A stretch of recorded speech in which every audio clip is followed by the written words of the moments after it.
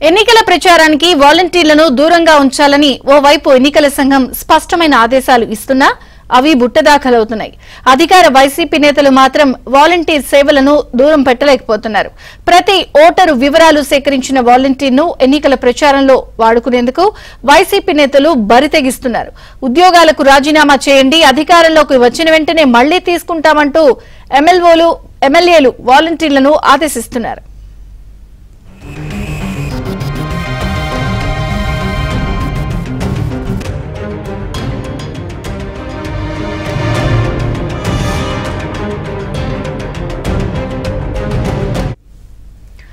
సత్తివేడు నియోజకవర్గం వరదయ్యపాలెంలో వాలంటీర్లు రాజీనామా చేయాలంటూ ఎమ్మెల్యే చెంచయ్య ఆదేశించారు. అధికారంలోకి రాకపోతే మా పరిస్థితి ఏమిటంటూ వాలంటీర్లు చెంచయ్యను ఎదురు ప్రశ్నించారు. నిన్నటి వరకు ఉద్యోగం చేసి ఇప్పుడు పార్టీ జెండా కప్పుకుని ఎలా వెళ్లాలని వాలంటీర్లు నిలదీశారు. కార్యకర్తగా ఉద్యోగంలో చేరలేదని, 4 ఏళ్లుగా జీతం కూడా పెంచలేదని ఆరోపించారు. ప్రభుత్వ పథకాలను ప్రజలకు అందించాము అన్న వాలంటీర్లు ఎందుకు రాజీనామా చేయాలని ఎదురు ప్రశ్నించారు.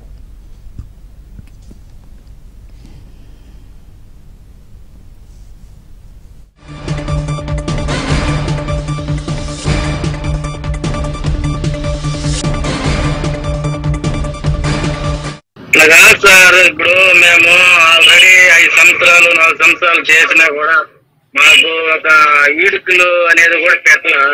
ఏంటంటే ఈడుకుల సభ అనేసి కూడా మమ్మల్ని యూజ్ చేసుకుని 5 సంవత్సరాలు వదిలేస్తున్నారు. ఒకవేళ ప్రభుత్వం రాకపోతే మా పరిస్థితి ఎట్లా సార్? ప్రభుత్వం రాకుండా పోయే ఛాన్సే లేదు. 100 రాసి పెట్టుకుని 100% గవర్నమెంట్ అవుతుంది. అప్పుడు ఏదైనా సెటిల్మెంట్ చేసినా కూడా మేమందరం కూడా రిజైన్ చేసేదానికి బాగుంటుంది కదా సార్. ఏం సెటిల్మెంట్ చేయాలా? ఏదో మణిపురం అయినా కూడా అట్లే ఊరికి ఎట్లా సార్? ఒక జాబ్ ని 5 సంవత్సరాలు కష్టపడి చేసి ఇప్పుడు ఉండేటువంటి డిజైన్ చేసి ఒక కార్యకర్తగా జెండా ఎత్తుకొని తిరిగితే మమ్మల్ని ఒక రకంగా పోతారు. ఏం కల్పిస్తారు సార్? ఒక 5,000 ఆ శాలరీ కూడా పెంచినానన్నాడు. 750 రూపాయలు కూడా యాక్టివేట్ చేయలేదు. లేదు సార్, మాకు ఉద్యోగం కూడా భద్రత కల్పించినట్టు ఉండేదానికి జగన్మోహన్ రెడ్డికి మేము ఎట్లా సార్? ఆయన చెప్పిన ప్రభుత్వాలన్నీ మేము 50 ఏళ్ళకి చేరువేశాను. ఈ రోజుకి మా వాలంటీర్లు అంటే కేవలంగా ఒక 5,000 రూపాయలు తీసుకునే వాళ్ళకి ఉన్నారు. కానీ కార్యకర్త కానీ కనిపించలేదు. ఇప్పుడు మీరు చెప్పేది ఏంటంటే రిజైన్ చేసి జగన్మోహన్ రెడ్డి జెండా వేసుకుని వాళ్ళు కూడా తిరగమంటున్నారు. ఇదే పార్టీలైనా పోయేదానికి మాకు అధికారం ఉండొచ్చు కదా. ఇప్పుడు చెప్పలేదు ఏ ప్రోగ్రామ్ మార్పు. నేను చెప్పేది నువ్వు వెళ్ళాలనుకుంటే వెళ్ళు, నాకు అభ్యంతరం లేదు. నేను అది చెప్పట్లా. జగన్ అన్న మీరు 2 నెలలు జగనన్న కోసం సాక్రిఫైస్ చేయాలా? నువ్వు చేయను. 2 నెలలు కాదు, 5 నెలలు కూడా మేము సాక్రిఫైస్ చేస్తాం. మాకు ఉద్యోగ భద్రత కల్పించగలుగుతారా? ఉండేటువంటి తీసుకురా. ఇప్పుడు ఎన్నికలు పోటీ పెట్టారు కాబట్టి ఏమీ చెప్తున్నారు. ఎంత ముందు చెప్పుకుని ఉండొచ్చు కదా సార్. బాబు, నీకు ఉద్యోగ భద్రత ఏం కల్పించాలని కోరుకుంటున్నావు? ఉద్యోగ భద్రత ఏదో ఒకటి సార్. ఇప్పుడు 5 సంవత్సరాలు జగన్మోహన్ ఈ ప్రభుత్వం రాదనుకోండి, అప్పుడు మా పరిస్థితి ఏంటంటే అంతరించిపోవాల్సిందే. కాదు, నువ్వు ఉద్యోగ భద్రత ఏం కల్పించాలని కోరుకుంటున్నావు నాకు చెప్పు అంటున్నా. మాకు లైఫ్ హిస్టరీ ఇవ్వాలి కదా సార్. ఏదైనా ఏం కావాలనుకుంటున్నావు బాబు అంటుంటే ఏదో పర్మనెంట్ చేసేదో లేకపోతే ఏదో ఒకటి ఉంటుంది కదా. అలాంటిది ఏదైనా ఒకటి కల్పిస్తే కదా మాకు కూడా. ఇప్పుడు ఆశా వర్కుల్లో ప్రభుత్వం ఓడిపోతే మా పరిస్థితి ఏమిటంటూ వాలంటీర్ జరిపినటువంటి ఫోన్ సంభాషణ ఇప్పుడు వైరల్ గా మారింది. వాలంటీర్లపై ఒత్తిడి తీసుకొస్తున్నారు వైసీపీ నేతలు రాజీనామాలు చేయాలంటూ. మరిన్ని వివరాలు మా ప్రతినిధి దినేష్ అడిగి తెలుసుకుందాం. దినేష్. విజయ చంద్రిక, మొత్తం మీద వాలంటీర్ల విషయంలో 2 రకాలైనటువంటి విషయాలు జరుగుతోంది. ఒకటి, వాలంటీర్లని ఇటీవల వైసీపీ గెలుపోవటముల పైన సర్వే చేయమని చెప్పడంతో వాలంటీర్లకు నిజం స్పష్టంగా కళ్ళ కట్టినట్టు తెలిసింది.